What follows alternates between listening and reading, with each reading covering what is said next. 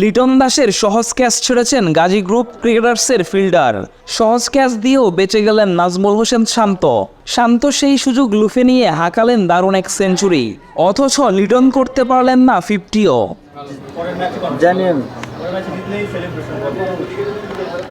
সব ছাপিয়ে বড় জয়ে আবাহনের শিরোপা নিশ্চিত করল 3 ম্যাচ হাতে রেখেই। ব্যাট হাতে ঝড় তুলেছেন তাওহিদ হৃদয় ও মোসাদ্দেক হোসেন সৈকত। ফতুল্লার খান সাহেব ওসমান আলী স্টেডিয়ামে আগে ব্যাট করে আবাহনী করে 5 উইকেটে 342 রান। জবাবে 172 রানেই গুটিয়ে গেছে গাজী গ্রুপ ক্রিকেটার্স।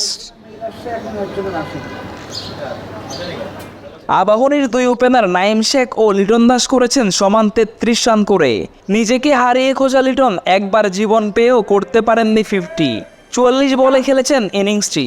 তবে 3 নম্বরে নামা অধিনায়ক শান্ত সুযোগ লুফে নিয়ে 84 বলে খেলেন 101 রানের ইনিংস। 8-4-এর সাথে গুনে গুনে হাঁকিয়েছেন 6টি ছক্কা। 51 বলে 68 রান এনামুল হক বিজয়ের ব্যাটে। তাওহিদ হৃদয় 40 বলেই অপরাজিত 58 রানে। 3-4-এর সাথে তার ব্যাটে ছিল 4টি ছক্কা। তাকে যোগ্য সঙ্গ দেওয়া মোসাদ্দেক অপরাজিত 17 বলে 33 রানে।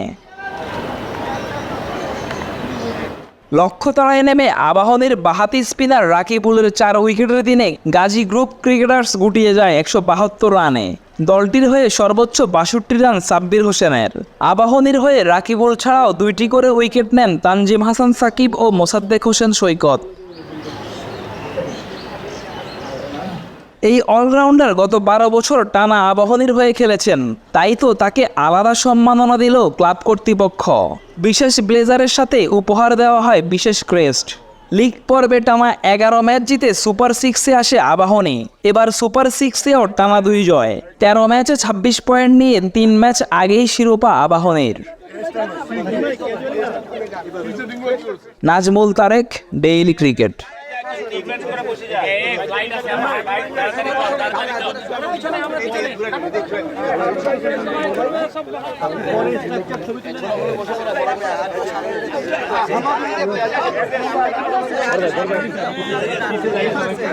ভাই